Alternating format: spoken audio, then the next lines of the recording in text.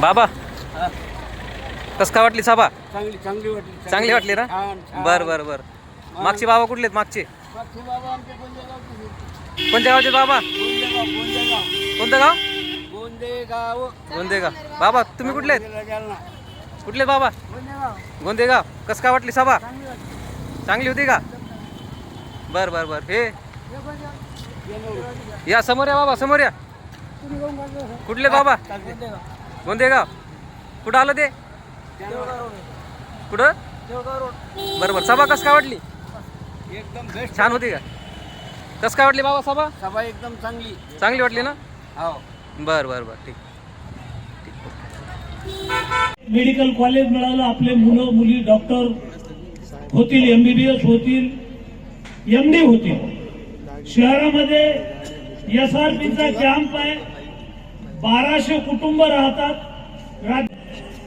अगोदरच्या वक्त्यांनी सांगितलं जालन्याची अनेक वर्षाची मेडिकल कॉलेजची मागणी होती.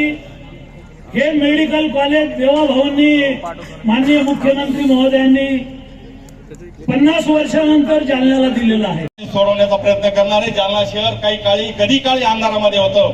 9000 खांब्यावर पथदिवे लावलेले आहेत, परंतु संपूर्ण भंगार झालेले आहेत. सगळे पथदिवे बदल करून उपस्थित जे उजव्या बाजूला एक छोटा स्टेज टाकलेला आहे, त्या स्टेजवर ज्यांच्या हातामध्ये आपल्याला जालना महानगरपालिका वेळ घेणार नाही, परंतु मोठ्या संख्येने या बाजूला लाडक्या बहिणी उपस्थित आहे.